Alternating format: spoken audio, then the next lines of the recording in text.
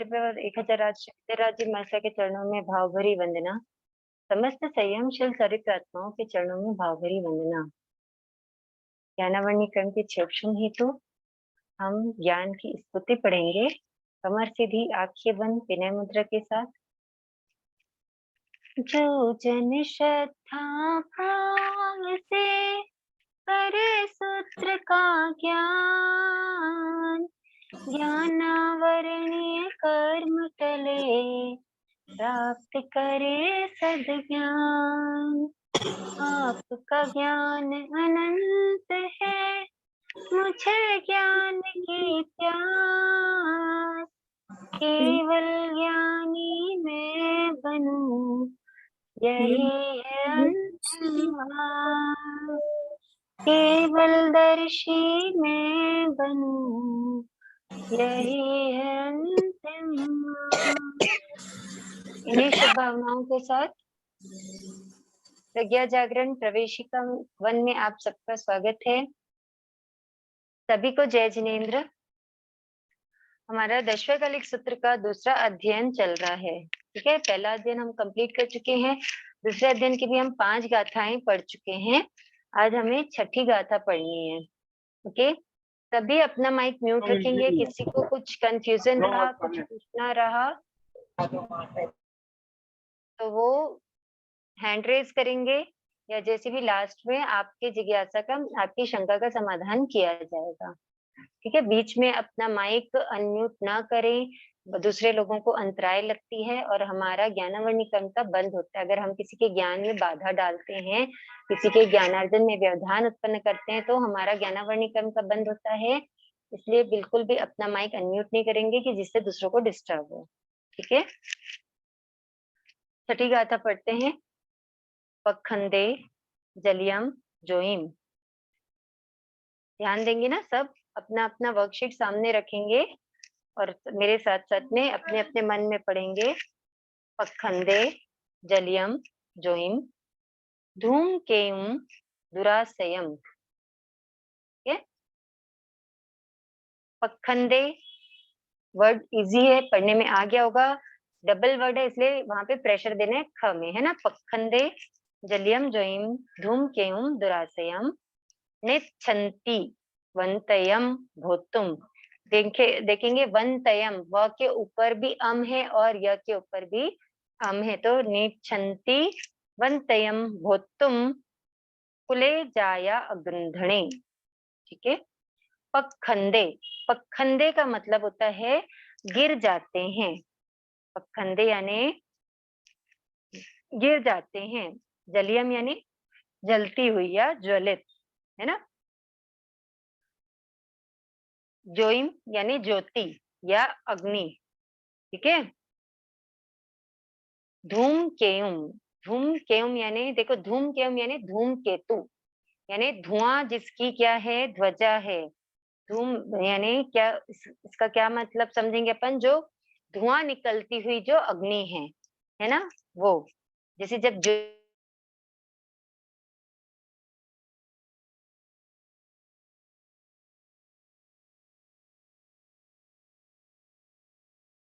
जोत जलती रहती तो क्या होता है, धुआं निकलती अधुर आसेम, यानी मतलब जो कठिनाई से सहने योग्य है, मतलब एकदम दुस्सह जो चीज होती है ना, जो जिसको सहना बहुत मुश्किल होता है, वो है दुरासयम।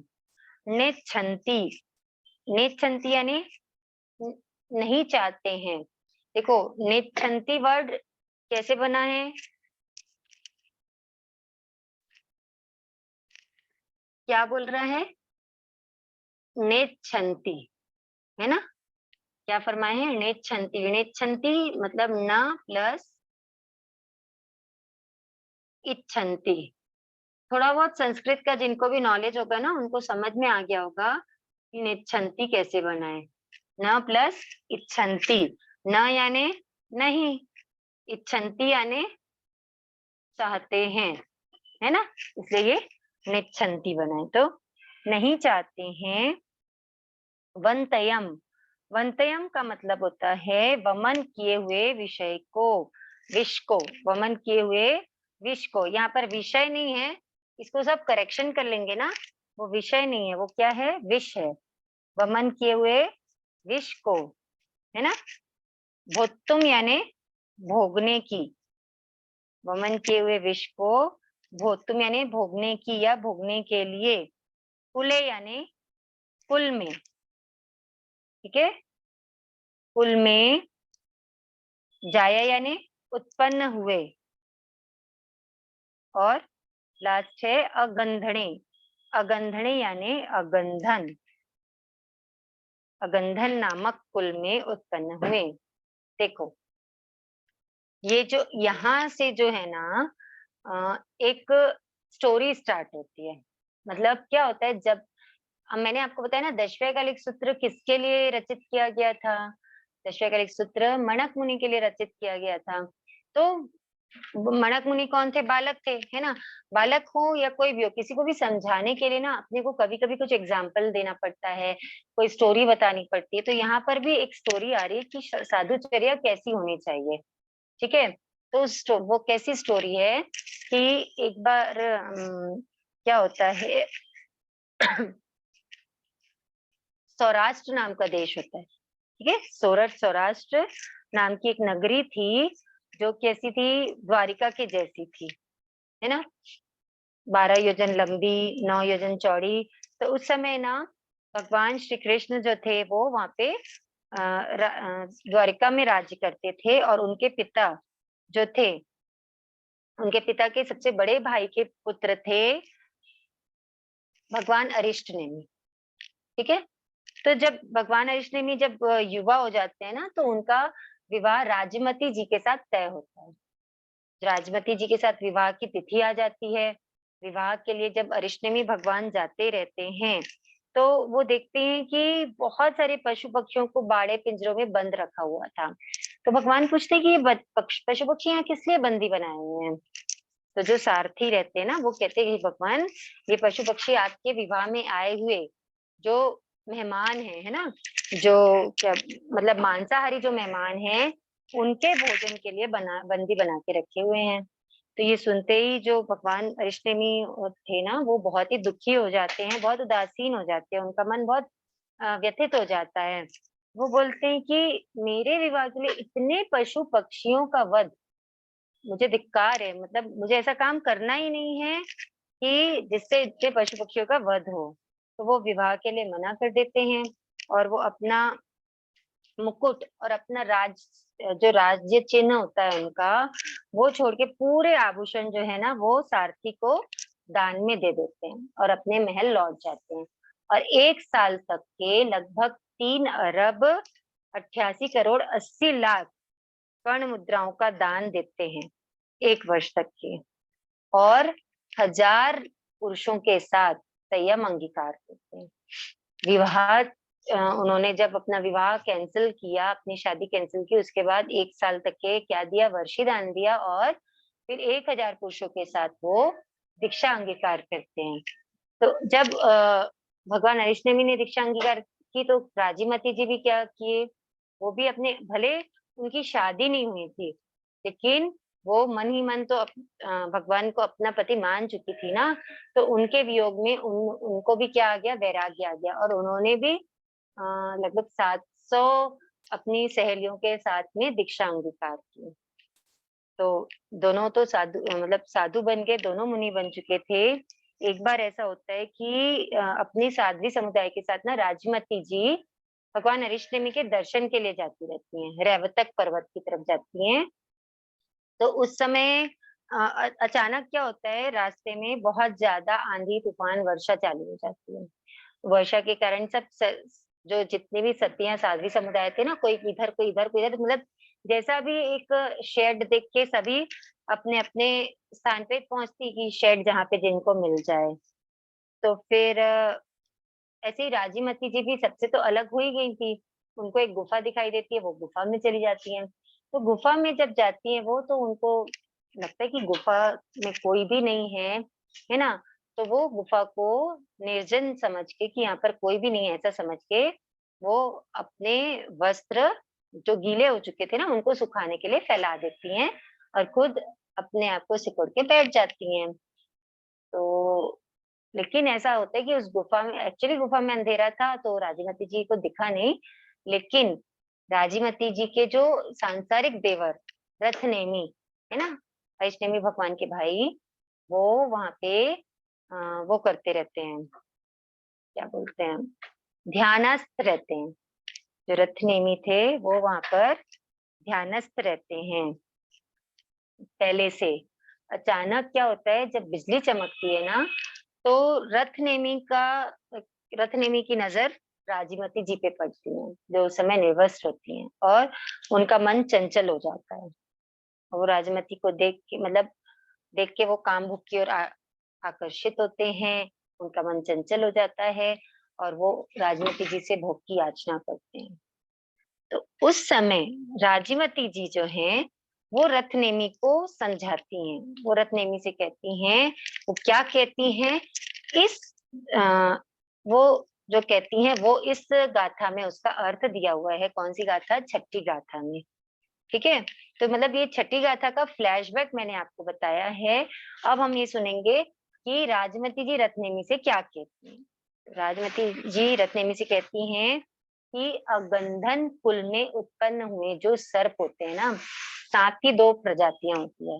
मतलब बहुत सारी प्रजातियों में तो गंधन और अगंधन प्रजाति भी होती है। तो उसमें जो अगंधन प्रजाति के जो सांप होते हैं, उनकी विशेषता होती है कि वो जलती हुई अग्नि में कूद के मर जाना पसंद करते हैं, लेकिन अपने उगले हुए विष को पुनः लेना पसंद नहीं करते हैं। मतलब ऐसा होता है कि सांप ने जहाँ पे डसा है, अगर वहां से सांप वापस अपना विष खींच लेता है तो उस इंसान की जान बच जाती है। ठीक है, तो जो गंधन कुल के जो सांप होते हैं ना, वो तो क्या करते हैं, डर के मारे, सपेरों के डर के मारे वो वापस अपना विष ले लेते हैं। लेकिन जो अगंधन कुल के सर्प होते हैं, वो मृत्यु स्वीकार कर लेते हैं, लेकिन अपना उगला हुआ विष जो उन्होंने वमन कर दिया है, उसको वो वापस एक्सेप्ट नहीं करते, वो वापस उसको ग्रहण नहीं करते हैं। तो राजीमती जी रत्नेमी से कहती हैं कि अगंधन कुल के नामक जो गंधन कुल के जो सांप होते हैं, वो जलती हुई, जो जो अपने पढ़े ना, जलियम यानी जलती हुई, धूमकेम यानी धुआं निकलती हुई अग्नि में कूद कर, मतलब अग्नि में गिरना पसंद करते हैं। पखंडी यानी गिर जाते हैं, वो उसमें गिर जाते हैं, किंतु अपने वमन किए हुए विष को, वंतयम यानी वमन किए हुए विष को, भोक्तुम यानी भोगने की, है ना, निच्छन्ति यानी इच्छा नहीं करते। ध्यान में आया? तो पहली लाइन का अर्थ क्या निकलता है, धुआं निकलती हुई जलती हुई अग्नि, जो कि बहुत मुश्किल से सहने लायक है, दुरासेन यानी कठिनाई से सहने लायक धुआं निकलती हुई जलती हुई अग्नि में गिर जाना पसंद करते हैं या गिर जाते हैं। कौन गिर जाते हैं? तो अगंधन कुल में उत्पन्न हुए सर्प। देखो दूसरी लाइन का क्या अर्थ आ रहा है, कुले जाया अगंधने, मतलब कहाँ जाए हुए, अगंधन कुल में जाए हुए, अगंधन कुल के जाए यानी अगंधन कुल के उत्पन्न हुए सर्प वमन किए हुए विष को पुनः भोगना पसंद नहीं करते या नहीं चाहते हैं। ठीक है, अब नेक्स्ट गाथा में चलते हैं अपन। धीरथु, देखो रथु आएगा ना, प्रेशर देके पढ़ना, धीरथु तेजसो कामी। क्या आएगा, देखो ते के बाद जो एस जैसा बना हुआ है ना, उसको अ पढ़ते हैं हल्का सा, तेजसो कामी। जसो और कामी दोनों में अंडरलाइन कर लेना है ना। धीरतु तेजसो कामी ज्योतम जीवीय कारणा, जीवीय और कारणा दोनों वर्ड्स को अंडरलाइन कर लो अलग अलग।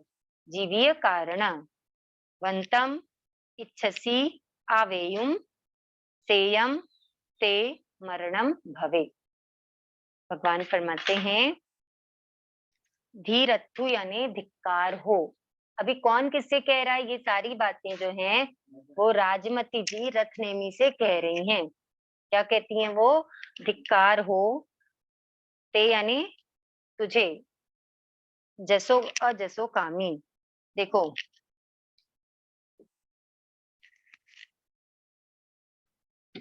ध्यान देना है ना। तेय जसो कामी, ठीक है। क्या है? तेय जसो कामी। यहाँ पर है ते प्लस अजसो कामी, ठीक है। ते का मतलब क्या हुआ? तुझे, और अजसो कामी का मतलब अयश कामी, यानी अपयश की कामना करने वाला। समझ में आ रहा है? अजसो कामी यानी अपयश की कामना करने वाला, या अपयश का इच्छुक, या जिसको अपने अपयश की इच्छा है, ठीक है। तो क्या कहती हैं राजीमती जी? धिक्कार हो, धीरत्व यानी धिक्कार हो, ते जसो कामी यानी ते यानी तुझे, और अजसो कामी यानी अयश कामी यानी अपयश क्या इच्छुक, है ना। हे अपयश के इच्छुक, जो तम, जो यानी जो, तम यानी तू, जीवीय कारणा यानी असंयम रूप जीवन के लिए, ठीक है। मतलब जो तू असंयम रूप जीवन के लिए, मतलब वंतम, वंतम यानी होता है वमन किए हुए विष को, है ना। या यहाँ पे विष नहीं लेंगे, वंतम यानी वमन किए हुए, इच्छसी यानी चाहते हो, आवेयुम यानी पीना, ठीक है। सेयम यानी श्रेष्ठ, ते यानी तुम्हारा, मरणम यानी मरण या मृत्यु, और भवे यानी है, या मरणम यानी मर जाना, है ना। मतलब क्या कहती हैं राजीमती जी कि हे अपयश के इच्छुक, क्या कह रही हैं वो? हे अपयश के इच्छुक। राजमती जी क्या थी? बहुत विदुषी और निडर साध्वी थी, है ना। जब क्या कहते हैं, रथनेमी ने उनको ऑफर किया, रथनेमी ने उनके सामने याचना की, तो वो डरी नहीं, वो सहमी नहीं, वो अपने संयम में स्थिर थी, है ना। वो निडर थी और बहुत ही विदुषी साध्वी थी। वो खुद डगमग नहीं हुई, बल्कि उन्होंने क्या किया, जो संयम से विचलित हो रहे थे रत्नेमी, उनको संयम में स्थिर करने का प्रयास किया और कहा, तुझे धिक्कार हो। किसे धिक्कार हो? रत्नेमी से कह रही हैं कि हे अपयश के इच्छुक, तुझे धिक्कार हो, ठीक है। अपयश के इच्छुक क्यों कह रही है? संयम से पतित होना तो अपयश ही है, अपयश की कामना करना ही है ना। किसी को अगर ऐसा लगता हो कि किसको पता चलेगा, कि किसी को नहीं पता चलेगा, तो किसी को पता चले ना चले, कर्म बंध तो होगा ना, और कर्म तो एक न एक दिन सामने आ ही जाएगा। तो वो क्या कह रही हैं? हे अपयश के इच्छुक, हे अपयश के इच्छुक, तुझे धिक्कार हो, जो तम जीवीय कारणा, मतलब जो तू असंयम रूप जीवन के लिए, है ना, वंतम इच्छसी आवेयुम, वंतम इच्छसी आवेयुम यानी वमन किए हुए को पीना चाहता है, या वमन किए हुए को पीने की इच्छा करता है। सेयम ते मरणम भवे, इससे तो तेरा मर जाना श्रेष्ठ है। संयम से पतित होने से बेटर है कि मर जाओ। मतलब साध्वी एक किसी को ऐसा नहीं कहेगी कि तुम मर जाओ, लेकिन अगर तुम्हारा मरण हो जाता है तो वो बेटर है, बजाय संयम से पतित होने के, ठीक है। तो मतलब राजीमती जी कहती हैं कि एक तिर्यंच प्राणी, कौन? अगंधन कुल का सर्प, जो धर्म को नहीं समझता है, जिसने 18 पापों का त्याग नहीं किया है, वो एक अशिक्षित तिर्यंच भी क्या करता है? अपने कुल की मर्यादा को क्या करता है? पूर्णतः पालन करता है, ठीक है। उसके कुल का जो नियम है वो उससे डिगता नहीं है, अपने कुलाचार का जरा सा भी क्या नहीं करता वो, अवहेलना नहीं करता अपने कुलाचार की जरा सी भी। वो अपने कुल की मर्यादा से, अपने कुलाचार से वो विचलित नहीं होता है, बल्कि अपने कुलाचार का आश्रय लेकर के वो जलती अग्नि में कूद जाना स्वीकार करता है, बशर्ते वमन किए हुए को पुनः ग्रहण करने के। तो राजीमती जी कहते हैं, हे अपयश के इच्छुक, तुझे धिक्कार हो, जो तू इस असंयम रूप जीवन के लिए वमन किए हुए को पुनः पीना चाहता है, या जिसका त्याग कर चुके हैं उसको पुनः भोगना चाहता है। ठीक है, यहाँ पर वमन किए हुए पीने से मतलब है जो त्याग किया हुआ है उसको पुनः भोगना। ठीक है, तो राजमती जी का कहना है कि तुझे धिक्कार हो।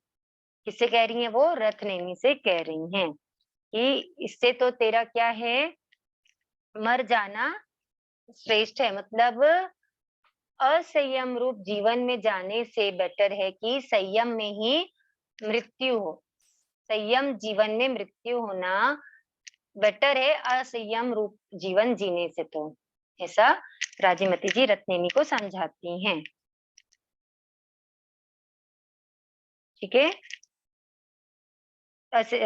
सती राजमती चंचल चित्त बने हुए रथनेमी को संयम में स्थिर करने के लिए उपदेश देती हैं कि संयम धारण करके असंयम में जाना क्या है, निंदनीय है, मतलब अपयश का कारण बनता है। ऐसे असंयम पूर्ण और पतित जीवन की अपेक्षा तो संयमावस्था में मृत्यु हो जाना अच्छा है। ठीक है, ऐसा राजीमती जी किससे कह रही हैं? रथनेमी जी से कह रही हैं। अब नेक्स्ट कथा पढ़ते हैं।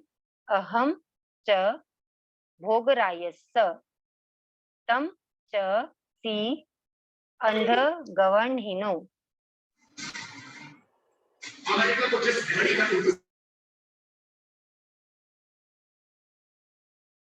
देखो, भोग रायस, ठीक है, भोग को अलग अंडरलाइन करना और रायस को अलग अंडरलाइन करना। फिर अंध गवर्णहीनो, तो अंध और गवर्णहीनो इसको अलग अलग अंडरलाइन करना। माँ कुले गंधमा होमो संजमम निहुओ चर। अब आगे राजमती जी रत्नेमी से कहती हैं, अहम यानी मैं, च यानी और, भोगरायस, भोगरायस यानी भोज राजा उग्रसेन की पुत्री, इसकी भोगरायस यानी भोजराज उग्रसेन की। ठीक है, तम यानी तुम, च यानी और, सी यानी है या हो, है ना, सी यानी हो। अंधगवर्णहीनो, अंधगवर्णहीनो यानी अंधक वृष्णि समुद्र विजय का पुत्र। क्या फरमा रहे हैं? अहम यानी मैं, मतलब मैं भोजराज उग्रसेन की पुत्री हूँ और तुम अंधक वृष्णि समुद्र विजय के पुत्र हो। ठीक है, माँ यानी मत, कुले यानी कुल में, गंधना यानी गंधन, होमो यानी हो, संजमम यानी संयम, संयम का निहुओ यानी मन को स्थिर कर, मतलब नियो यानी हो जाएगा निभृत मन से, यानी जो अस्थिर ना हो, चंचल ना हो, वैसे मन को स्थिर करके, चर यानी पालन कर, चर यानी पालन कर। मतलब क्या कह रही है? हम च भोगरायस तम च सी अंध गवणिनो, मतलब मैं भोजराज उग्रसेन की पुत्री हूँ और तुम अंधक ऋषि समुद्र विजय के पुत्र हो। माँ कुले गंधमा होमो, यानी गंधन कुल में उत्पन्न हुए सर्प की तरह मत हो। संजमम निहो चर, इनफैक्ट मन को स्थिर रख करके संयम का पालन करो। क्या होता है? संयम का शुद्धता पूर्वक पालन वही जीव कर सकता है जिसका मन या जिसका चित्त क्या हो? चंचलता से रहित हो। चंचल चित्त वाला पुरुष या व्यक्ति संयम का सुदृढ़ता से पालन नहीं कर सकता, है ना। तो राजमती जी रत्नेमी से कहती हैं कि गंधन कुल के सर्प के समान मत हो, इनफैक्ट बल्कि मन को स्थिर करके शुद्ध संयम का पालन करो। और वो अपने कुल का भी उसको भान कराती है कि एक सर्प जो है वो अपने कुल की मर्यादा को, अपने कुल के नीति नियम को ध्यान में रखते हुए अपनी जान देना पसंद कर लेता है, तो तुम कम से कम ध्यान करो कि तुम कौन से कुल से हो, तुम कौन से परिवार को बिलोंग कर रहे हो, आप वहां पर किसको रिप्रेजेंट कर रहे हो। बहुत मैटर करता है कि आप किस फैमिली को रिप्रेजेंट कर रहे हो, आपके पेरेंट्स कौन हैं। ये ऐसा राजमती जी रत्नेमी से कहती हैं। आज की डेट में भी हम बच्चों को समझाते हैं ना कि आप इस चीज को ध्यान रखो कि आप कहीं भी जाओ, आप कुछ भी करो, आपको सिर्फ एक बात का ध्यान रखना है कि आप किनको रिप्रेजेंट कर रहे हो, है ना। आप अपने पेरेंट्स को रिप्रेजेंट कर रहे हो। तो बस वैसे ही राजमती जी भी रत्नेमी को समझाती हैं कि गंधन कुल में उत्पन्न हुए सर्प की तरह मत बनो। इनफैक्ट मन को स्थिर रख करके संयम का पालन करो, क्योंकि हम दोनों ही बहुत ही उच्च कुल से हैं। हम दोनों का परिवार ख्यातिमान है ना। तो वैसा ही राजमती जी रत्नेमी से समझाती हैं, अपने कुल को याद करो ऐसा करके। ठीक है, अब आगे नेक्स्ट गाथा पढ़ते हैं। जय तम काहिसी भावम जाजा दिच्छसी नारियो। जय यानी यदि, तम यानी तुम, काहिसी यानी करोगे, भावम यानी बुरे भाव। कौन से भाव? बुरे भाव। जा जा यानी जिन जिन, दिच्छसी यानी देखोगे, नारियों यानी स्त्रियों को। ठीक है, किसको? नारियों को, नारियों को या स्त्रियों को। तो क्या पहली लाइन का क्या अर्थ निकल रहा है? यदि तुम जिन जिन स्त्रियों को देखोगे और बुरे भाव करोगे, तो आगे की लाइन कहती है वाया विद्धोव हडो। देखो, वाया को अंडरलाइन करना, वाया वाया, फिर विद्धोव को अंडरलाइन करना, है ना। तो आपको पढ़ने में आसानी होगी। वाया विद्धोव हडो अट्ठी अप्पा भविष्यसि। वाया विद्धोव यानी वायु से प्रेरित, यानी हवा से जो प्रेरित या हवा के कारण से हडो, हडो यानी हड नाम की वनस्पति होती है, जो बहुत क्या रहती है, नाजुक होती है, समुद्र के किनारे रहती है ना। समुद्र के किनारे उत्पन्न होती है, जो हवा से कभी इधर कभी उधर होती रहती है, इसी हड नाम की वनस्पति होती है। अट्ठी अप्पा, अट्ठी अप्पा यानी अस्थिर आत्मा वाले। अट्ठी यानी अस्थिर, अप्पा यानी आत्मा वाले, भविष्यसि यानी हो जाओगे। तो सेकेंड लाइन का क्या अर्थ निकल रहा है? वाया से नुकसान कर, वायु से प्रेरित होकर के, यानी हवा के कारण, हवा के कारण जैसे समुद्र के किनारे हड नाम की वनस्पति जो होती है, समुद्र के किनारे उगी हुई हड नाम की वनस्पति जो क्या होती है, हवा के कारण कभी इधर कभी उधर होती हुई क्या हो जाती है, गिर जाती है। तो वैसे ही तुम भी क्या हो जाओगे, अस्थिर आत्मा वाले हो जाओगे। जैसे वो मूल रहित होती है, मतलब क्या होती है वो, बद्ध नहीं होती है ना, वो गिर जाती है। तो वैसे ही तुम भी क्या हो जाओगे, अस्थिर आत्मा वाले हो जाओगे, गिर जाओगे। राजमती जी रत्नेमी से कहती हैं कि हे मुनि, जिस भी किसी भी स्त्री को देखकर यदि तुम इस प्रकार काम मोहित हो जाओगे, तो जैसे समुद्र के किनारे खड़ा हुआ हड नाम का वृक्ष हवा के एक ही झोंके से समुद्र में गिर पड़ता है।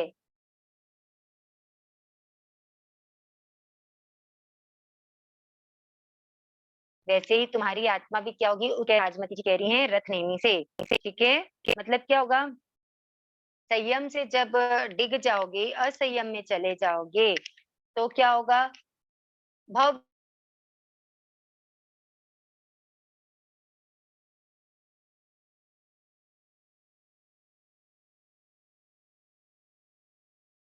भ्रमण करते रहोगे, है ना। आपको पतित हो जाएगी और तुम विभिन्न गतियों में क्या करोगे, भव भ्रमण करते रह जाओगे।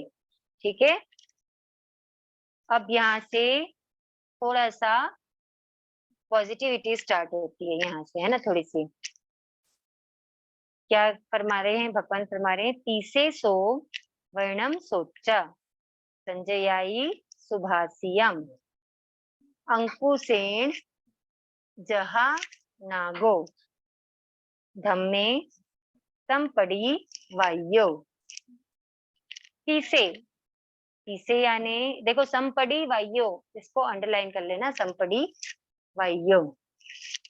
तीसे यानी उसके, सो यानी वह, सो यानी वह, तीसे यानी उसके यानी किसके, राजमती के, वह यानी कौन, रथनेमी, है ना।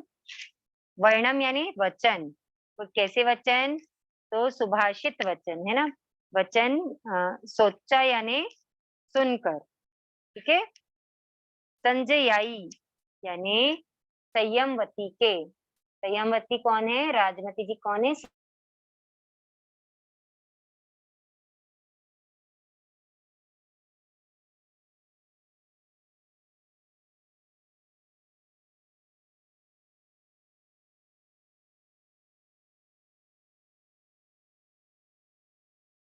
संयमवती है। सुभाषियम यानी नागो, अंकुशेन यानी अंकुश से, जहा यानी जिस प्रकार, नागो यानी हाथी, नागो यानी यहाँ पे नाग सांप नहीं है ना, नागो यानी हाथी। धम्मे यानी धर्म में, संपड़ी वायु, संपड़ी यानी सम्यक प्रकार से स्थिर हो गया या हो गए। क्या फरमा रहे हैं यहाँ पर, जैसे हाथी अंकुश से क्या हो जाता है, स्थिर हो जाता है या वश में हो जाता है, वैसे ही रथ नेमी जी भी क्या हो गए,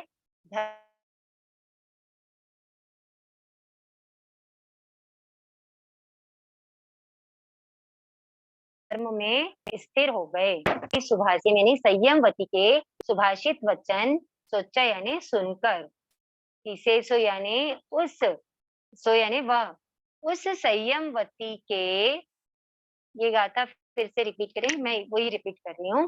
देखो फर्स्ट लाइन का मीनिंग है उस संयमवती के सुभाषित यानी अच्छे सुंदर वचन सुनकर। वॉइस नहीं आ रही है आप लोगों को क्लियर,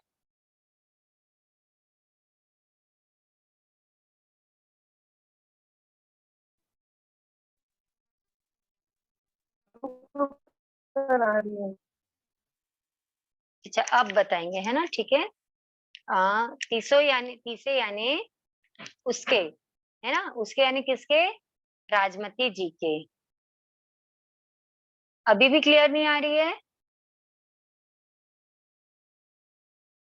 जी जय, आवाज तो क्लियर आ रही है आपकी, आ रही है।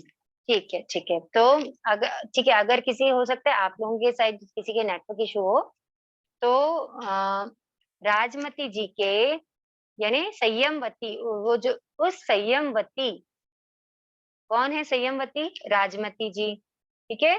तो उस संयमवती के सुभाषित यानी सुंदर वचन सुनकर वह कौन यानी रथनेमी उसी प्रकार स्थिर हो गए जिस प्रकार अंकुश से हाथी वश में हो जाता है। ठीक है, देखो जो बुद्धिमान होते हैं, जो विवेकवान होते हैं ना, उनको बहुत ज्यादा नहीं समझाना पड़ता किसी चीज के लिए, है ना। क्या होते हैं, समझदार को ज्यादा उपदेश की आवश्यकता नहीं होती, ऐसे बोलते हैं ना। तो रथनेमी जी भी क्या थे, ये तो समझदार थे, है ना, कुलाचारी थे, कुलीन पुरुष थे। तो रत्नेमी जी क्या हो गए, एक उपदेश से या एक दृष्टांत से ही क्या हो गए, वो समझ गए। कौन से दृष्टांत से समझ गए, अगंधन कुल के सर्प के दृष्टांत से रत्नेमी जी समझ गए कि मुझे क्या करना है, संयम से पतित नहीं होना है। वो वापस क्या हो गए, संयम में स्थिर हो गए। कैसे स्थिर हो गए, जैसे हाथी अंकुश से वश में हो जाता है, वैसे ही उस संयमवती साध्वी के सुभाषित वचन सुन करके रत्नेमी भी क्या हो गए, संयम में स्थिर हो गए। ठीक है,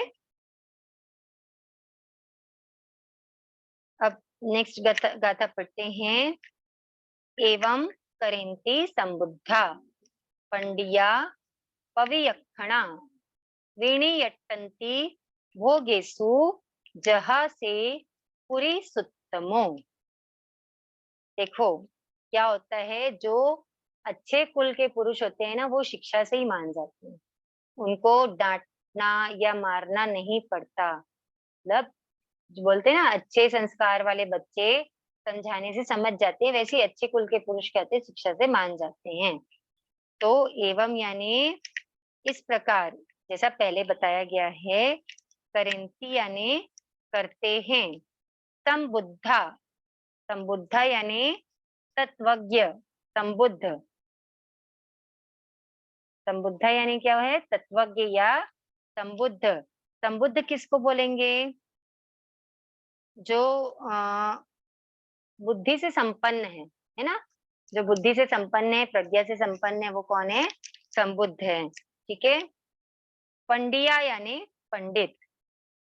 ठीक है, मतलब जो पाप से डरने वाले हैं, है ना, या पाप नहीं करते हैं, जिनको पता है कि जो भोग मैंने त्याग दिए हैं, अगर मैं उनको भोगूंगा तो क्या लगेगा, मुझे दोष लगेगा, ऐसे सोच करके जो क्या करते हैं, पाप से डरते हैं और पाप का त्याग करते हैं, वो कौन है, पंडित हैं। ठीक है, पवियक्षणा, पवियक्षणा का मतलब है प्रविचक्षण। प्रविचक्षण यानी, प्रविचक्षण किसको कहेंगे, तो जो संसार में, मतलब जो भव भ्रमण के डर से जो थोड़ा सा भी पापाचरण नहीं करना चाहते, मतलब जिनके चारित्र में या जिनके आचरण में पाप नहीं है, जो भव भ्रमण के डर से जरा सा भी क्या नहीं करेंगे, पाप का आचरण नहीं करेंगे, वो होते हैं प्रविचक्षण। ठीक है, तो जो पंडित संबुद्ध हैं, जो पंडित हैं या जो प्रविचक्षण है, वो कैसा करते हैं, वो ऐसा ही करते हैं। कैसे करते हैं, विनियट्ठन्ति यानी निवृत्त हो जाते हैं, भोगेषु, भोगेषु यानी भोगों से, विनियट्टन्ति भोगेषु यानी भोगों से, जहा यानी जिस प्रकार, से यानी वह, पुरी सुत्तमो यानी पुरुषों में उत्तम, पुरुषोत्तम। कौन पुरुषोत्तम, वो रथ नेमी के लिए यहाँ पे कहा गया है पुरुषोत्तम, यानी रथ नेमी, पुरुषों में उत्तम रथ नेमी, जिस प्रकार भोगों से निवृत्त हो गए। तो जो भी संबुद्ध हैं या पंडित हैं या प्रविचक्षण है, वो भी क्या करेंगे, वो भी इसी प्रकार करेंगे। तत्वज्ञ यानी जो तत्वज्ञ हैं, पाप नहीं करने वाले हैं या पाप से डरने वाले हैं, पंडित हैं, विचक्षण मनुष्य ऐसा ही करते हैं, अर्थात भोगों से निवृत्त हो जाते हैं, जैसे वे पुरुषोत्तम रथ नेमी भोगों से निवृत्त हो गए। जो विवेकी होते हैं, जो विषय भोगों के दोषों को जानकर उनका परित्याग उसी प्रकार कर देते हैं जैसे रत्नेमी ने कर दिया। समझ में आया? यहाँ पे टीकाकार बताते हैं, जो सम्यक ज्ञान से संपन्न है वो कौन है, पंडित हैं। सम्यक ज्ञान मतलब जिनको पता है कि ऐसा करने से क्या होगा, मुझे दोष लगेगा, वो है सम्यक ज्ञान। तो जो सम्यक ज्ञान से संपन्न है वो पंडित हैं। जो सम्यक श्रद्धा संपन्न है, यानी जिनकी जो बुद्धि है वो क्या है, सम्यक है ना, जो सम्यक श्रद्धा संपन्न है वो संबुद्ध हैं, और जो सम्यक चारित्र संपन्न है वो है प्रविचक्षण, यानी जिनके आचरण में क्या है, सम्यक्त्व है। जो सम्यक्त्व आचरण करते हैं, जो सम्यक चारित्र संपन्न है, वो है प्रविचक्षण। ठीक है, तिबेमी, तिबेमी का अर्थ होता है, ये मैं शायद फर्स्ट अध्ययन में मैं आपको बताना भूल गई थी, मिच्छामित्रम। तिबेमी का अर्थ होता है, हे आयुष्मान जम्बू, जैसा मैंने भगवान से सुना है वैसा ही तुम्हें कहता हूँ। देखो, सुधर्मा स्वामी अपने शिष्य जम्बू स्वामी से भी कह रहे हैं तो कैसे कह रहे हैं, हे आयुष्मान जम्बू, हे जम्बू नहीं, मतलब कितना विनय, भले ही वो आचार्य हैं, भले ही वो गुरु हैं, लेकिन फिर भी वो छोटों से भी कितने वात्सल्य पूर्वक, कितने विनय पूर्वक बात करें, हे आयुष्मान जम्बू, मैं अपने मन से कुछ भी नहीं कह रहा हूँ, मैं वही बता रहा हूँ जो मैंने भगवान महावीर स्वामी से सुना है। ठीक है, यहाँ पे हमारा दूसरा अध्ययन समाप्त होता है। देखो दूसरे अध्ययन का सार यहाँ पर दिया हुआ है, हम पढ़ते हैं। पर पदार्थों से मोह हटाने का प्रमुख उपाय है बाहरी वस्तुओं को अपने से अलग जान लिया जाए। जब हमको ये समझ आ जाता है ना कि जीव क्या है और वस्तु क्या है, जीव पराया नहीं होता, वस्तु अपनी नहीं होती। दुनिया में सारा झमेला किसके प्रति है, वस्तु के प्रति है। सारा विवाद, सारा मोह, सारा राग द्वेष किसके कारण है, वस्तुओं के कारण है। तो पर पदार्थों से मोह हटाने का प्रमुख उपाय है कि बाहरी वस्तुओं को अपने से अलग जान लिया जाए। यह विवेक बुद्धि ही राग घटाने का सबल, समीचीन एवं समर्थ उपाय है। जब भी किसी साधक का मन संयम से चलायमान हुआ है, इस सम्यक विचार से ही उसने अपनी आत्मा को पुनः संयम में स्थिर किया है कि वह मेरी नहीं है और मैं भी उसका नहीं हूँ। जो वस्तु है वो क्या है, मेरी नहीं है ना। जब ऐसा विचार, ऐसी बुद्धि, विवेक बुद्धि आ जाती है तो क्या होता है, राग घटता है ना। मन संयम से चलायमान नहीं होता। चूर्णी में एक उदाहरण मिलता है, एक वणिक पुत्र दीक्षित होकर यह घोषणा कर रहा था, ये वही कहानी है तो मैंने आपको बताई थी कि वह मेरी नहीं, मैं भी उसका नहीं, है ना। उसके बाद जब अरिहंत अरिष्ट नेमी बाड़े में पशुओं को देखकर विरक्त होकर रेवताचल पर्वत की ओर बढ़े, तो ये भी वही अभी मैंने जो आपको बताया, राजीमती जी रत्नेमी का जो दृष्टांत मैंने आपको बताया वो इसमें बताया गया है। आप लोग ये पढ़ लेंगे। सर्प के दो मुख्य कुल होते हैं, गंधन और गंधन। ठीक है, ये पढ़ते हम। गंधन कुल के सर्प वे होते हैं जो डस लेने के बाद भी जब मंत्रवादी द्वारा आकृष्ट किए जाते हैं, तब भय के मारे डसी गई जगह पर मुंह लगाकर विष को पुनः चूस लेते हैं। किंतु दूसरे अगंधन कुल के सर्प वे हैं जो जलती आग में कूदकर अपने प्राण दे सकते हैं, पर छोड़े हुए विष को वापस नहीं चूसते। प्राचीन समय की एक घटना है, यहाँ पे एक कहानी बताई गई है, पढ़ते हैं हम। एक समय किसी राजपुत्री को सांप ने डस लिया। बड़े बड़े चिकित्सकों को बुलाया गया। उसमें एक गारुड़ी यानी जो मंत्रवादी होते ना, वो मंत्र का जानकार था। उसने कहा, कहो तो मंत्र से विष उतारूं, है ना, अथवा सांप को बुलवाकर उसके डसे हुए स्थान से उसी के द्वारा विष निकलवाऊं। जो गारुड़ी था उसने दो ऑप्शन दिए, या तो मंत्र से विष उतार देता हूँ या फिर सांप को बुलवाकर उसका विष वापस उसको पीने के लिए मंत्रित कर देता हूँ। तो राजा कहते हैं कि सांप को बुलाकर विष को निकलवाओ। गारुड़ी ने मंत्र बल से सांप को बुलवाया और पूछा, क्या इसको तूने डसा है? सांप ने कहा, हाँ मैंने ही डसा है। गारुड़ी के ये कहने पर कि डसे हुए स्थान से विष को खींच लो। सांप ने, गारुड़ी क्या कहता है कि अगर तूने ही डसा है तो फिर इस स्थान से तू अपना विष पुनः खींच ले। तो सांप ने उत्तर दिया, मैंने एक बार छोड़े हुए विष को आज तक पुनः कभी चूसा नहीं है, अतः मैं यह विष वापस नहीं लूंगा। एक्चुअली वो क्या होता है, अगंधन कुल का सर्प रहता है और उनके कुल में ये आचरण रहता है उनके कुल का कि छोड़े हुए विष को पुनः नहीं पीना। तो गारुड़ी ने आग जलाकर उसको डराया, है ना। उसने आग जलाई और उसको डराया कि या तो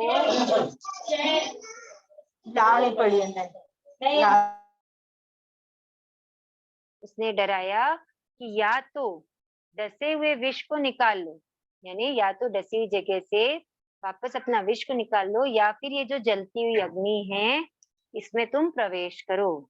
तो अगंधन कुल के सर्प ने जलती हुई अग्नि में कूदकर अपने प्राण गंवाना स्वीकार कर लिया, लेकिन वो अपने छोड़े हुए या अपने वमन किए हुए विष को वापस ग्रहण नहीं किया।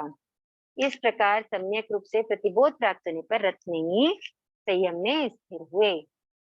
ठीक है, समझ में आ गया। यहाँ पे रत्नेमी जी को अगंधन कुल के दृष्टांत से या अगंधन कुल की के प्रतिबोध से क्या हो गया, वो संयम में वापस स्थिर हो गए। ठीक है, यहाँ पे आपको 2-3 स्टोरीज सेकेंड वाले अध्ययन में सुनने को मिली हैं, और इन स्टोरीज के चलते ना आपको गाथाओं का अर्थ भी अच्छे से समझ में आ गया होगा। आई थिंक कुछ नहीं समझ में आया हो तो एक बार रिवीजन करिए क्लास की लिंक देख करके, और उसके बाद भी अगर कहीं कुछ डाउट होता हो तो आप मुझसे पूछ सकते हैं। ठीक है, यहाँ पर देखिए 10वें कलिक सूत्र का पहला और दूसरा 2 अध्ययन पूरे हो गए।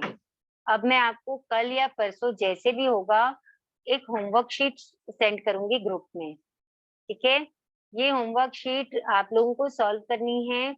जो भी इस होमवर्क शीट को सॉल्व करने की कोशिश करेंगे उन्हीं को मैं करेक्ट आंसर्स भेजूंगी। आप लोग सोचेंगे कि आपने क्वेश्चन पेपर सॉल्व नहीं किया और आपको राइट आंसर्स मिल जाएंगे, तो वो नहीं मिल सकते हैं। आप लोग सॉल्व करिए, मुझे समझ में आना चाहिए कि आप लोगों को कितना समझ में आ रहा है, या आप लोग कितना पढ़ रहे हैं, कितनी मेहनत कर रहे हैं। आप कल अगर मैं भेजती हूँ या परसों भी भेजती हूँ, मंडे तक का आपके पास टाइम है, और अगर लगा तो हम टाइम एक्सटेंड भी कर देंगे, कोई इशू नहीं है, क्योंकि पहला और दूसरा अध्ययन हमारा हो चुका है कंप्लीट, है ना। तो इससे कोई दिक्कत नहीं, टेक योर टाइम, आप लोग आराम से पढ़िए, क्वेश्चन सॉल्व करने की कोशिश करिए, और जहाँ पे कुछ नहीं समझ में आता हो तो फिर हम उनको बताएंगे। लेकिन रिमेम्बर कि आंसर शीट्स मतलब करेक्ट आंसर्स उन्हीं को मिलेंगे जो सॉल्व करने का अटेम्प्ट करेंगे। ओके, जयप्रकाश जी सर कुछ कहना चाह रहे हैं? हाँ सर बोलिए। आज हम थोड़ा लेट गए तो पूरा नहीं पढ़वाए। कोई बात नहीं सर, आपको लिंक में मिल जाएगा, रिवीजन आप उससे कर लीजिएगा, कुछ रहे तो आप मुझसे पूछ लीजिएगा। ठीक है, चलिए अभी अपन आगे बढ़ते हैं। आज क्या तरीका नहीं? हमारा 10वें कलिक सूत्र का 2 अध्ययन कंप्लीट हो गए, 2 अध्ययन पूरे कंप्लीट हो गए हमारे। अब हम 5 समिति 3 गुप्ती जो हमने उस दिन स्टार्ट किया था लास्ट डे, लास्ट क्लास में, हम उसको स्टार्ट करते हैं। आरती जी आपका कुछ क्वेश्चन है, बोलिए आरती जी।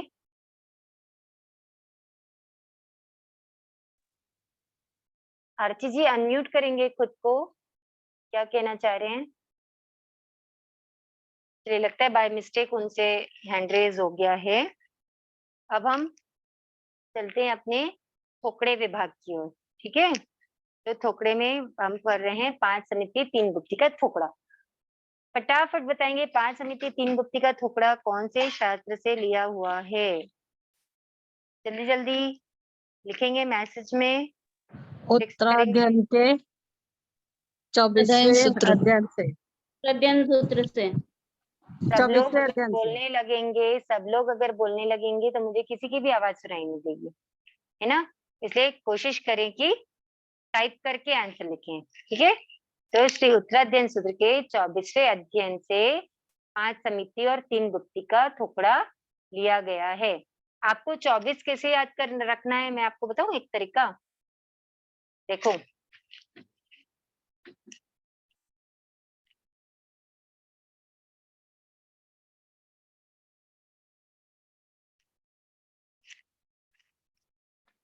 थोकड़े का नाम क्या है? 5 समिति 3 गुप्ती। 3 गुप्ती, ठीक है ना। 5 समिति और 3 गुप्ती, 5 और 3। आप ये दोनों में से -1 करो, कितना आता है? 3 - 1 2, 5 - 1 4। उत्तराध्ययन का 24वां अध्ययन, ये सिर्फ याद रखने के लिए है। अभी तो क्या है, आप चलो एक आध थोकड़ा याद कर रहे होंगे, है ना, या 2-4 याद कर रहे होंगे तो आपको ध्यान में रह जाएगा। जब बहुत सारे थोकड़े याद कर लेते हैं ना तो कैसे ध्यान में रहे, तो कुछ कुछ कनेक्टिविटी करना पड़ता है ना। जैसे 3 गुप्ती मतलब 3 - 1 करोगे तो 2 आ जाएगा, 5 - 1 करोगे तो 4 आ जाएगा। 2 और 4 कितना हो गया? 24। तो 24वां अध्ययन, ठीक है, ये मेरा ट्रिक है, किसी को समझ में आता तो फॉलो करना, नहीं आया तो फिर भूल जाना। ठीक है, तो उत्तराध्ययन सूत्र के 24वें अध्ययन से 5 समिति 3 गुप्ती का थोकड़ा लिया गया, या श्री उत्तराध्ययन सूत्र के 24वें अध्ययन में 5 समिति 3 गुप्ती का वर्णन इस प्रकार है। तो हमने उस दिन पढ़ा था कि समिति क्या होती है ना। समिति का मतलब होता है, सीधा सीधा मतलब है सीमा या मर्यादा, या सम्यक प्रकार से कोई चीज को करना। ठीक है, तो क्या क्या करना पड़ता है, कोई भी व्यक्ति है, इंसान है या साधु है। अभी तो ये जो 5 समिति 3 गुप्ती वो मेन साधु के लिए है, अष्ट प्रवचन माता, ये श्रावक पे भी लागू होती है ना। तो कोई भी साधु है, उसको क्या क्या करना पड़ता है, चलना, बोलना, चीजों को उठाना, रखना, लेना देना, जो भी क्रियाएं होती है उनको सम्यक प्रकार से या यत्नपूर्वक करने को ही क्या कहते हैं, समिति कहते हैं। मतलब यत्नपूर्वक सम्यक प्रकार से प्रवृत्ति करते हुए या और जीवों की रक्षा करते हुए चलना, बोलना या ग्रहण करना, है ना, रखना, लेना देना, ये सब क्रियाएं करना, वो क्या होता है, समिति होती है। ठीक है, समिति का अर्थ है जो अपने जीवन जीने के लिए जो भी आवश्यक कार्य होते हैं, उन कार्यों को करते हुए खुद पर क्या रखना, संयम रखना या अनुशासन रखना, या जीवों की रक्षा का ध्यान रखना, यत्न करना या सावधानी रखना, वो है समिति। ठीक है ना।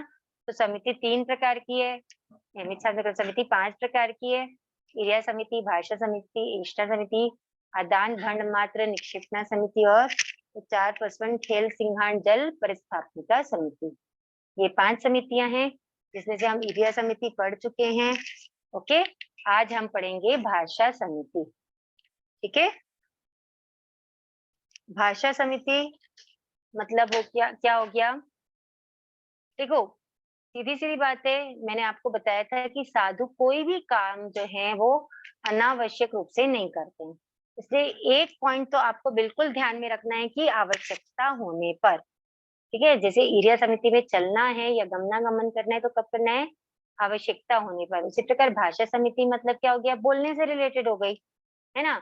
तो कब बोलना है, तो आवश्यकता होने पर बोलना है। कैसे बोलना है, तो निर्दोष वचन बोलना है।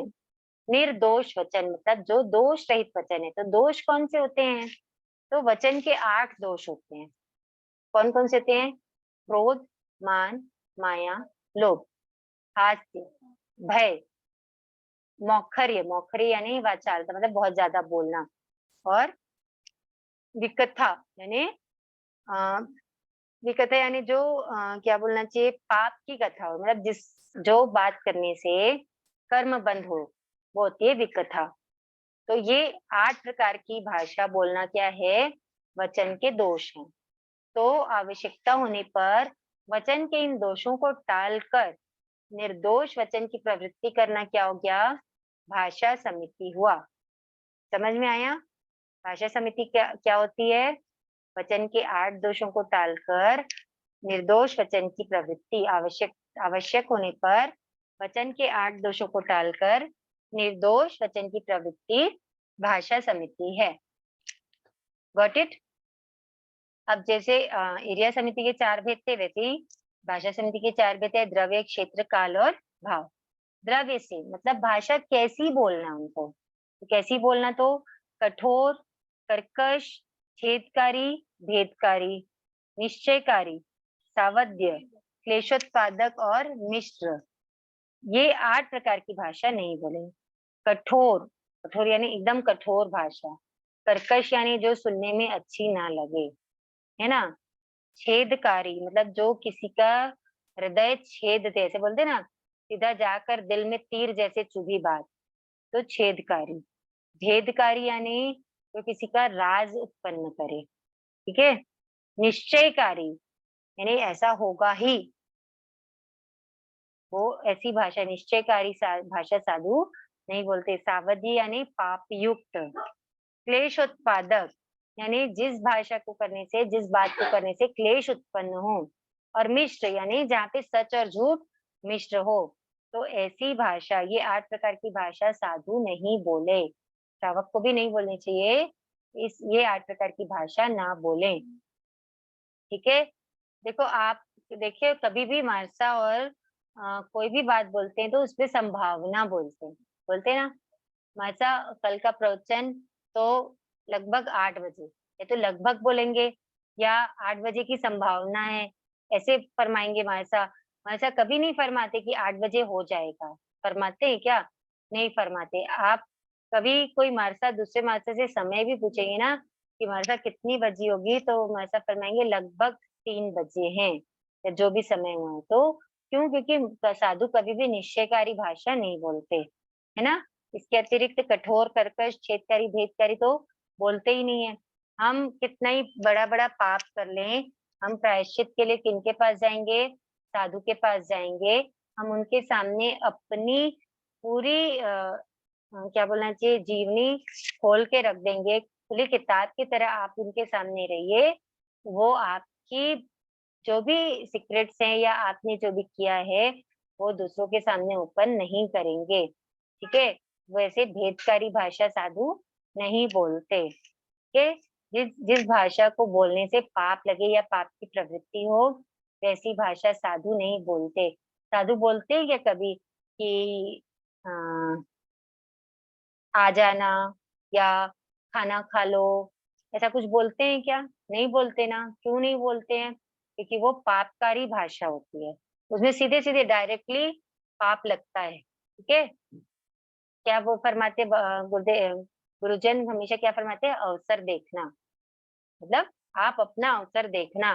वो ऐसा नहीं बोलेंगे कि आना या जाना या जाओ या आओ। उनका क्या रहता है? दया पालो। वो हमेशा क्या शिक्षा देते हैं कि दया पालो। सेकाए के जीवों पर दया रखो, उनके प्रति करुणा रखो। ठीक है? क्षेत्र से रास्ते चलते बोले नहीं। साधु की भाषा समिति ये कहती है कि रास्ते चलते साधु को क्या नहीं करना चाहिए? बात नहीं करना चाहिए। लेकिन आज के साधु भी क्या हो गए हैं? विवश हो गए हैं कई तरीके से देखा जाए तो। अगर साधु रास्ते चलते बात नहीं करते हैं, तो हमारा जो श्रावक समुदाय है वो क्या कहता है कि अरे मैं तो फलाने महाराजा के विहार में गया था, है ना? वो महाराजा ने मुझसे बात नहीं की। तो ऐसा नहीं है। जो साधु देखो सबका अपना-अपना एक नेचर होता है, लेकिन साधुता का प्रॉपर पालन करने के लिए, समिति गुप्ती का अच्छे से पालन करने के लिए साधु का ये फर्ज बनता है कि वो रास्ते चलते बात ना करें। हमने क्वेश्चन किया है तो उनको तो जवाब देना ही पड़ेगा ना। नहीं तो क्या होता है, साधु को अपनी क्या बोलना चाहिए, अपने इमेज की परवाह नहीं होती है उनको।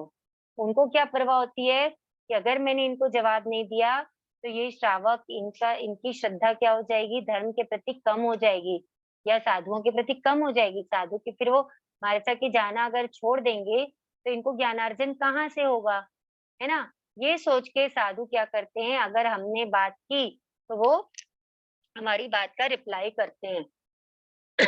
इसलिए ये समिति गुप्तियों का नॉलेज हमको होना ज़रूरी है कि कहीं हम किसी साधु को तो उनकी समिति गुप्ती से भटका नहीं रहे हैं, है ना?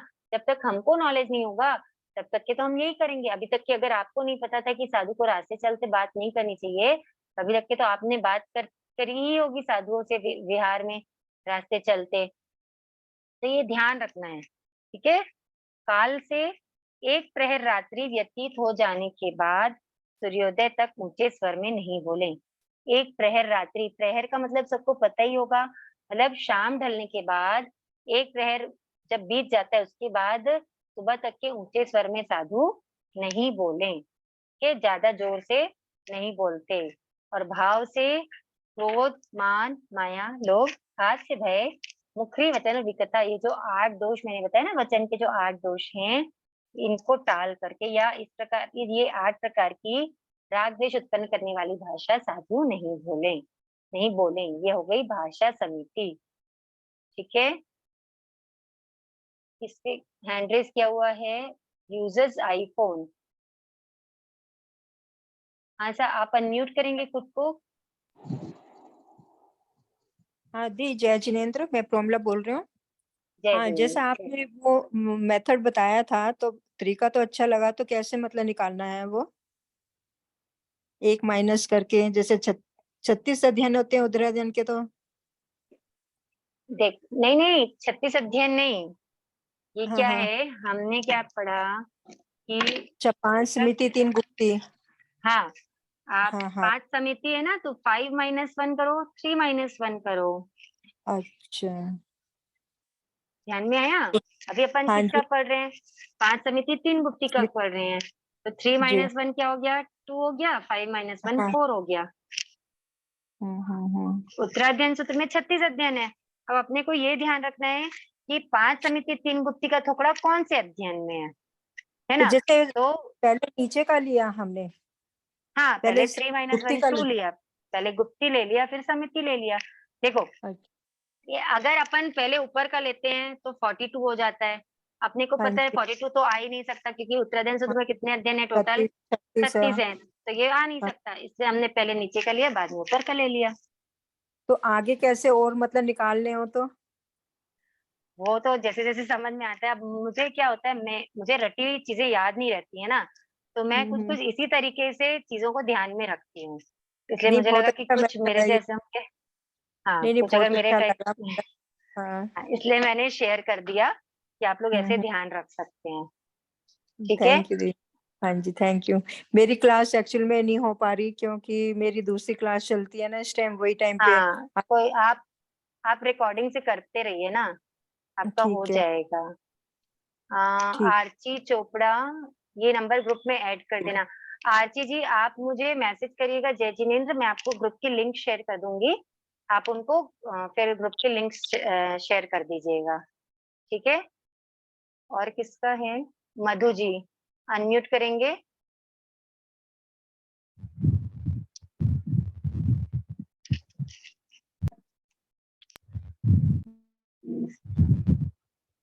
मधु जी। जय जिनेन्द्र सर। जय जिनेन्द्र। आरती जी, ये मेरा नंबर है। जो अपने 10वीं काली का छठा जो दूसरा अध्ययन, उसमें छठा है ना, वम तयम, हाँ, आप कहे थे वम तयम। वनतयम। वन तयम है या वनतयम। वम? वन तयम है वनतयम ना? है। हाँ वनतयम। मैं, हाँ मेरे को वम वम सुनाई दिया, इसीलिए मैंने पूछा। यहाँ पे म नहीं लगा और नीचे वन तम, तो इसीलिए पूछा मैंने। नहीं, वनतयम, य के ऊपर म आएगा हाँ और हाँ व के ऊपर अन आएगा। मतलब जैसे अपन हाँ अंक में बोलते हैं ना, अंक, हाँ। अहंकार, वैसा। हाँ। ना आए, ठीक है सर, धन्यवाद। ओके। जयप्रकाश जी सा, कुछ पूछना है आपको? जयप्रकाश जी सा,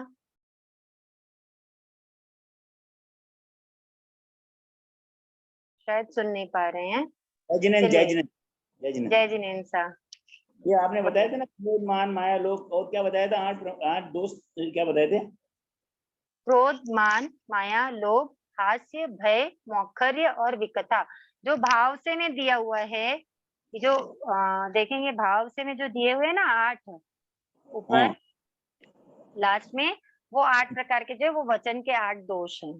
तो दिए ना, इस ऐसी 8 प्रकार की राग द्वेष उत्पन्न करने वाली भाषा न बोले, वो ही वचन के 8 दोष हैं। ये पेपर हमारे पास में नहीं आया, हमारे पास में तो इसमें मोबाइल में नहीं आया। नहीं नहीं, ये पेपर किसी के पास नहीं है। ये जो आपके पास पीडीएफ दी गई है ना ग्रुप में, ये उसका मैंने प्रिंट निकलवाया है। आप भी पीडीएफ का प्रिंट निकलवा के अपने पास रख सकते हैं और उससे आपको पढ़ने में आसानी होगी। ये हमारे पास में आया नहीं। पीडीएफ ग्रुप में आया है ना सा, मैं और शेयर कर दूंगी ठीक ठीक। पीडीएफ। ठीक है। Thank you. जिन्होंने भी नहीं निकलाया है ना, वो पीडीएफ का प्रिंट निकला लेंगे तो आपको पढ़ने में बहुत सुविधा हो जाएगी। ठीक। क्योंकि थैंक यू। फोन पे आप बार मतलब बहुत छोटा दिखता है तो उतना पढ़ने में सुविधाजनक नहीं होता है। बिल्कुल। ठीक है। Thank you. ओके सा। जय जिनेन्द्र सा। चलिए, आज के लिए इतना ही। जिन आज्ञा विरुद्ध कुछ कहने में आया हो तो मिच्छामि दुक्कडम। सभी से कमर सीधी, आंखें बंद, अहोभाव के साथ विनय मुद्रा में गुरुजनों के प्रति अपना आभार व्यक्त करेंगे। अहो गुरुवर कृपा करी, दीन ज्ञान की दान, तब पव में ना भूलेंगे, आपका उपकार ओ गुरु साहब, आपका उपकार अविनय जो हो गया उसको माफ करो, मेरे सारे कर्म कलुष को आप ही साफ करो, गुरु साहब आप ही साफ करो। अहिंसा के साथ शासनपति शमन भगवान महावीर स्वामी की जय। प्रज्ञा निधि संयम सुमेरु आचार्य प्रवर 1008 श्री विजय राज्य महाराज की जय। समस्त संयमशील चरित्र आत्माओं की जय। जैन धर्म की जय। जय जिनेन्द्र सभी को। जय जिनेन्द्र साहब। बहुत बहुत जय जिनेन्द्र। जय जिनेन्द्र साहब, बहुत बहुत कृपा करी आपने माना। जय जिनेन्द्र सर। साहब। जय बहुत जिनेन्द्र। बहुत जय जिनेन्द्र। धन्यवाद। जय जिनेन्द्र। जय जिनेन्द्र।